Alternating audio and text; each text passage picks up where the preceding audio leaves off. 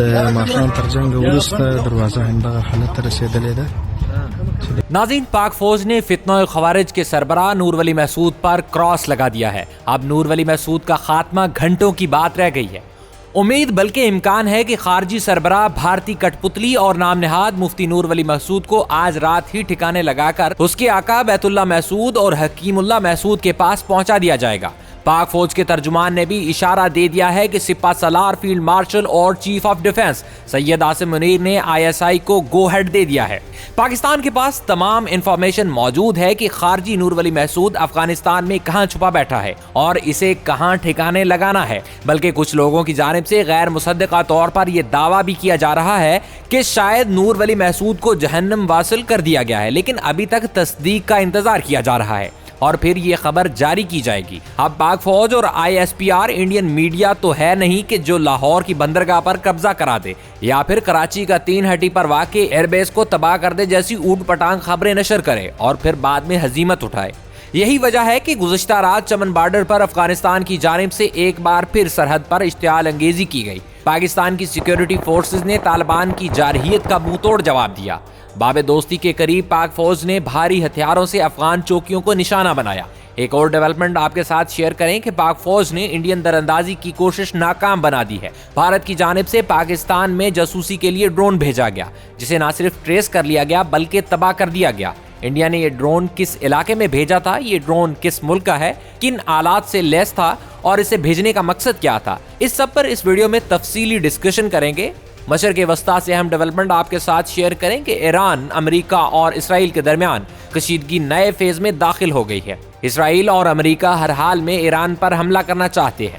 دراصل اسرائیل کو یہ انٹیلیجنس اطلاع مل چکی ہے کہ واقعی ایران فرود کی نیوکلیئر سائٹ سے افزودہ کیا گیا یورینیم بچانے میں نہ صرف کامیاب ہو گیا بلکہ اس کی افزودہ یورینیم کی مدد سے دوبارہ ایٹم بم بنانے کی تیاری کر رہا ہے.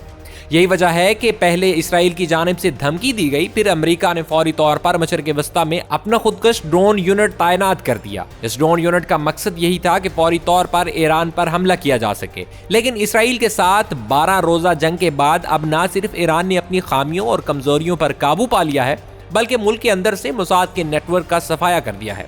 خیر، امریکہ کے جواب میں ایران نے آبنائے ہرمز میں بحری مشقیں کی. ایران کی جانب سے کئی میزائل داغ کر اپنی حربی صلاحیتوں کا مظاہرہ کیا گیا، یعنی میزائل ٹیسٹ کر لیا. ویسے لگتا ہے کہ اب کی بار امریکہ اور اسرائیل ایران پر حملہ کرتے ہوئے 10 بار سوچیں گے، کیونکہ ایک وجہ یہ ہے کہ روس نے کھل کر ایران کی نہ صرف حمایت کر دی ہے بلکہ تہران کے ساتھ کھڑے ہونے کا اعلان کر دیا ہے. وہیں سعودی عرب کے سابق انٹیلیجنس چیف نے امریکہ سے اسرائیل کو لگام دینے کا مطالبہ کر دیا ہے. سعودی سابق انٹیلیجنس چیف شہزادہ ترکی بن فیصل نے کہا ہے کہ خطے کے لیے سب سے بڑا خطرہ اسرائیل ہے، نہ کہ ایران. اب اس منظر نامے کو اگر دیکھا جائے تو واضح ہے کہ ایران پر حملے کی صورت میں روس اور سعودی عرب خاموش نہیں رہے گا. سعودی عرب کی موجودگی کی وجہ سے پاکستان کا بھی پیچھے رہنا مشکل ہوگا، کیونکہ دونوں ملکوں میں معاہدہ ہو چکا ہے کہ ایک ملک پر حملہ دوسرے پر تصور ہوگا. ناظرین، مشرق وسطیٰ میں امریکی خودکش ڈرون یونٹ کی تعیناتی کے بعد ایران نے آبنائے ہرمز کے قریب بحری مشق کے دوران بڑے پیمانے پر میزائل فائر کیے. ایرانی سرکاری ٹی وی نے اپنی رپورٹ میں بتایا کہ پاسداران انقلاب یعنی IRGC نے جمعرات کو شروع ہونے والی مشق میں ایرانی سرزمین کے اندرونی مقامات سے میزائل داغے، جنہوں نے بحیرہ عمان اور آبنائے ہرمز کے قریب ہمسایہ علاقے میں اہداف کو کامیابی سے نشانہ بنایا. ایران نے ان مشقوں میں کروز القدر، قدر اور غدیر میزائلوں کو استعمال کیا. ان میں سے طویل فاصلے تک مار کرنے والا میزائل غدیر ہے، جو 2000 کلومیٹر کی رینج میں آنے والی ہر شے کو تہس نہس کرنے کی صلاحیت رکھتا ہے. ایرانی سرکاری ٹی وی پر نشر کی گئی ویڈیو میں ان میزائلوں کو چلتے اور اپنے اہداف کو کامیابی سے نشانہ بناتے ہوئے دکھایا گیا ہے. جون میں اسرائیل کے خلاف 12 روزہ جنگ کے بعد ایران کی یہ دوسری فوجی مشق ہے جو امریکہ کے ڈرون یونٹ کے فوری بعد شروع کی گئی. ویسے امریکہ کے ڈرون یونٹ کا توڑ ایران کے پاس سے پہلے موجود ہے.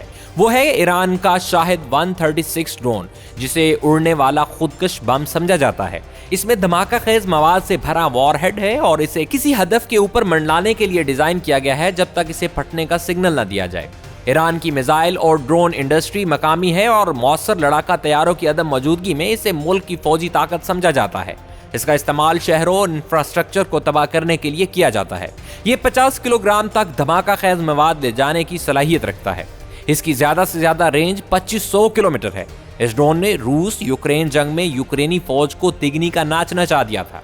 यही वजह है कि यूक्रेनी हुकूमत और मगरबी इंटेलिजेंस एजेंसियां ईरान पर इल्जाम लगाती रही हैं कि ईरान 2022 से मुसलसल रूस को शाहिद 136 ड्रोन फराहम कर रहा है। खैर, रूस और ईरान के दरीना ताल्लुकात कोई ढकी छुपी बात नहीं है। अब रूस ने अमेरिका पर वाजे कर दिया है कि वो ईरान के साथ खड़ा है और इस पर हमले जैसा मिस एडवेंचर दोबारा नहीं होना चाहिए।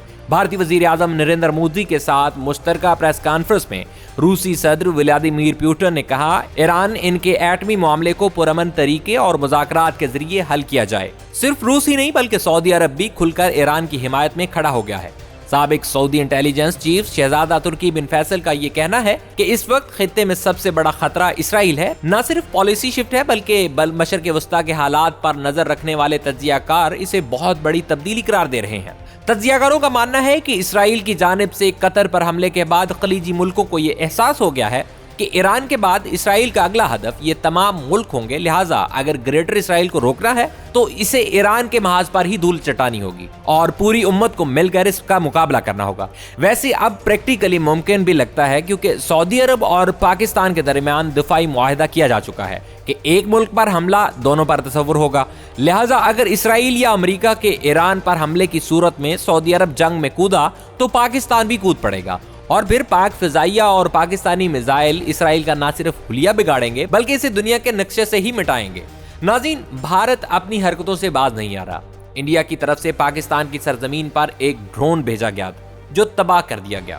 थाना ककराली के गांव चिड़ियावाला में मुबैना भारतीय साख्ता ड्रोन की इत्तला मिली है जो रात गए एक हवेली में गिर गया था। इत्तला मिलते ही पुलिस समेत तमाम मुतल्लिका अदारों के एहलकार मौके पर पहुंच गए। पंजाब के शहर गुजरात में भारतीय साख्ता ड्रोन गिरने की खबर मौसूल हुई। चिड़ियावला गांव में ये ड्रोन गिरा जिसकी गुजरात पुलिस ने बाज़ाब्ता तौर पर तस्दीक की है। खुशकिस्मती से कोई जानी या माली नुकसान नहीं हुआ। भारत का ड्रोन भेजना बहुत से सवालात उठाता है क्योंकि भारत पहले भी LOC पर इसी नोयत की निगरानी, जासूसी और ISR सरगर्मियां करता रहा है। पाकिस्तान भी खामोश नहीं बैठा। पाकिस्तान और चीन की मुश्तरका फौजी मशकें वॉरियर 9 जारी हैं जिनमें ड्रोन्स, एंटी टैंक मिसाइल और अटैक गनशिप हेलीकॉप्टर्स खास फोकस में हैं। जहां तक फिजाई कुव्वत का ताल्लुक है, पाकिस्तान पहले ही अपनी बर्तरी दिखा चुका है। पाकिस्तान J-35 यानी 5वीं नस्ल का तैयारा भी इंडक्ट करने जा रहा है। दूसरी तरफ इंडिया अभी तक ये फैसला नहीं कर सका कि वो अमेरिकी फाइटर जेट्स खरीदे या रूस से तैयारे ले या फिर तेजस को अपग्रेड करे। दोस्तों, भारतीय ड्रोन आम सा जासूसी या क्वाड कॉप्टर किस्म का ड्रोन था। वो अटैक ड्रोन नहीं था, लेकिन सवाल यह है कि वो गुजरात तक कैसे पहुंचा। यकीनन पाकिस्तान के इलेक्ट्रॉनिक वारफेयर सिस्टम ने इसे पकड़कर जाम किया होगा। जब ड्रोन जाम होता है तो दुरुस्त मकाम नहीं बताया जा सकता कि वो कहां जाकर गिरेगा। भारत इसलिए भी ऐसे ड्रोन भेजता है कि अगर वो वापस लौट आए तो इसे मालूमात मिल जाए और अगर गिर जाए भी तो इसे अंदाजा हो जाए कि पाकिस्तान का दिफा कहां फाल है। यानी दोनों सूरतों में भारत इसे फायदा समझता है। खैर, भारत को अच्छी तरह अंदाजा हो चुका है कि पाकिस्तान पूरी तरह तैयार और अलर्ट है। अगर भारत पिछले 6 माह से अपने दिफा को मजबूत करने की कोशिश कर रहा है तो पाकिस्तान भी हाथ पर हाथ धरकर नहीं बैठा। इसीलिए भारत के अंदर ये बहस जारी है कि आया वो पाकिस्तान से दोबारा मुकाबला कर भी सकता है या नहीं। कहीं ऐसा ना हो कि थोड़ी बहुत बची हुई भारतीय सियासत भी किसी नए एडवेंचर के चक्कर में मुकम्मल तौर पर तबाह हो जाए। खित्ते की मौजूदा सूरत हाल इस हकीकत की तरफ इशारा करती है कि ताकत का तवाज़न तेजी से बदल रहा है। पाकिस्तान, अफगानिस्तान, भारत और मशरिक़ वस्ता चारों महाज एक साथ गर्म होने जा रहे हैं। पाकिस्तान के लिए ये लम्हा न सिर्फ चौकन्ना रहने का है बल्कि समझदारी, तहम्मुल और दुरुस्त इंटेलिजेंस फैसलों का भी है। खित्ते में ईरान और रूस की कुर्बत, सऊदी बयानिए की तब्दीली, अमेरिका और इसराइल की बेचैनी और भारत की बढ़ती हुई मुहिमजोई, ये सब मिलकर एक नए स्ट्रेटेजिक नक्शे की तश्कील कर रहे हैं।